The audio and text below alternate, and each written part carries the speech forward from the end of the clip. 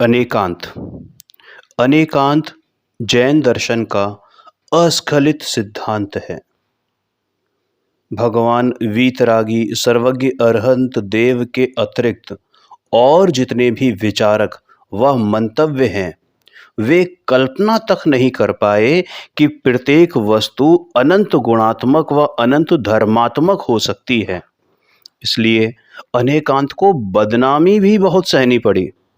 लेकिन कहते हैं ना कि जिसका चरित्र उज्जवल होता है, उसे कितना ही कलंकित किया जाए, उसके चरित्र की पवित्रता कभी किसी से प्रभावित नहीं होती, उसमें क्षति नहीं होती, वह तो सदा निर्दोष ही रहता है। अरे अनेकांत पर जिन दार्शनिकों ने प्रहार किए, दार्शनिक माने फिलोसफर्स, वे उदय हुए और अस्त भी हो गए। लेकिन अनेकांत अनादि अनंत अपने ध्रुव धरातल पर आज भी जिंदा खड़ा है।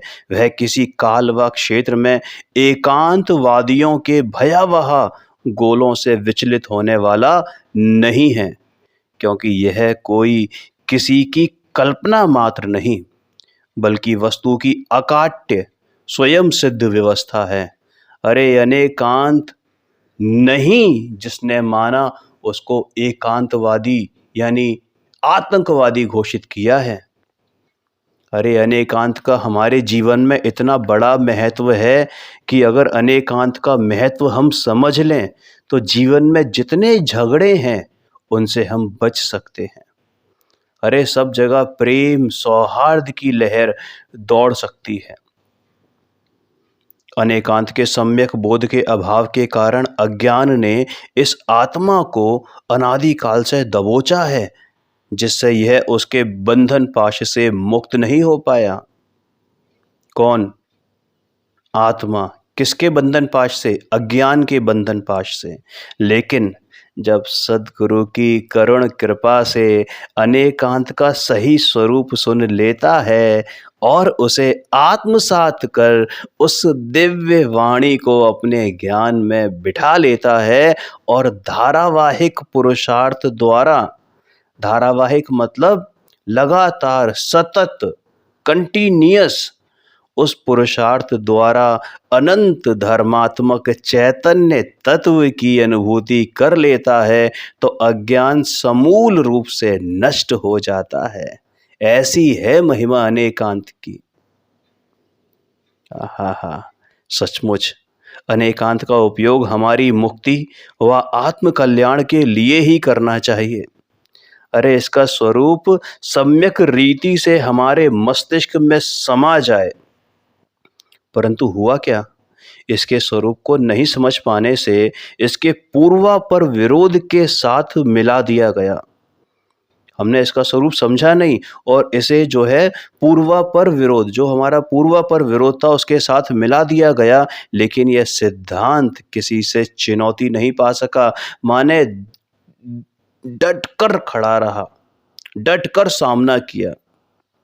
अरे यह तो अपराजित शस्त्र है जो कभी किसी से परास्त नहीं हुआ, पराजित नहीं हुआ और ना ही होगा, क्योंकि स्वयं वस्तु बोलती है।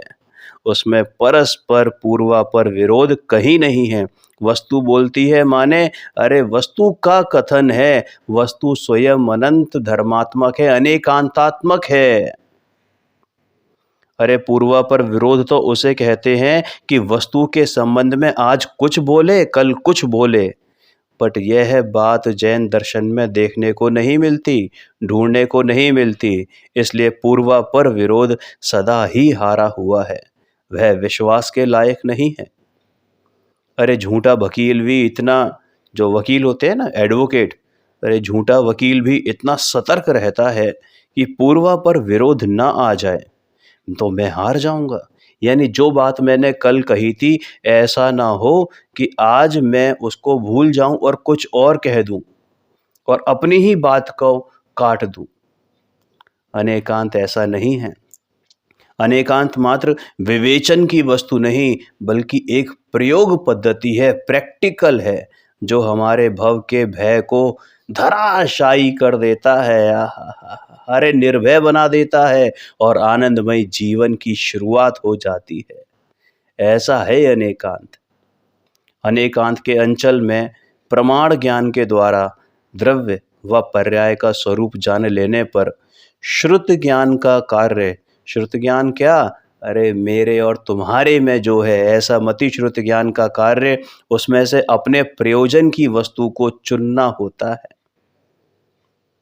श्रुत ज्ञान का कार्य क्या है कि उस प्रमाण ज्ञान के द्वारा जो द्रव्य और पर्याय का स्वरूप जाना है उसमें से अपने प्रयोजन की वस्तु को चुनना है। पदार्थ में से जो जितना अपेक्षित होता है उतना वह ले लेता है और शेष अंश को छोड़ देता है, क्योंकि उसके आश्रय के योग्य निरंश अखंड अभेद ज्ञायक ही होता है। और ज्ञान के साथ श्रद्धा भी उस अनंत गुणात्मक एक सामान्य अभेद अन्वय स्वरूप शाश्वत सत्ता को अहम देती है। विकारी व निर्विकारी केवल ज्ञान की शुद्ध पर्याय भी क्षणिक होने से श्रद्धा को अवलंबन नहीं दे सकती। क्या समझ आया?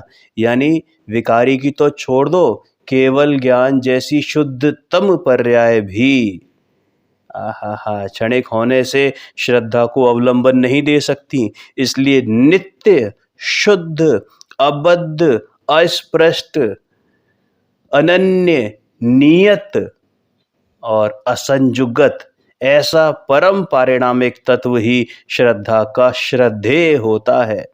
श्रद्धा सदैव एकांतिक होती है और ज्ञान अनेकांत पूर्वक सम्यक एकांत की ओर बढ़ता है। माने श्रद्धा निर्णय नहीं करती, श्रद्धा एक को चुनेगी। ज्ञान जहाँ निर्णय करता है, ज्ञान जिसको ज्ञान स्वीकार करता है, ज्ञान जहाँ समर्पण करता है, वहीं पर श्रद्धा का समर्पण अपने आप सहज रूप से हो जाता है। इस प्रकार ज्ञान व श्रद्धा दोनों शुद्ध आत्मा के साथ एकाकार हो जाते हैं और परम आनंद झरने लगता है। श्रीमद जी क्या कहते हैं? अनेकांत मार्ग सम्यक एकांत एवा निज पदनी प्राप्ति सिवाय अन्य हेतु कार्यकारी नथी। भाई यह तो मेरी मुक्ति के मार्ग का मंत्र है। इसके अलावा कोई और कार्यकारी है ही नहीं। ये अनेकांत ही है जो मुझे सम्यक एकांत की ओर मेरे निज पद को प्राप्त कराने में सहायी है। इसके अलावा कुछ और कार्यकारी नहीं है, नहीं है, नहीं है।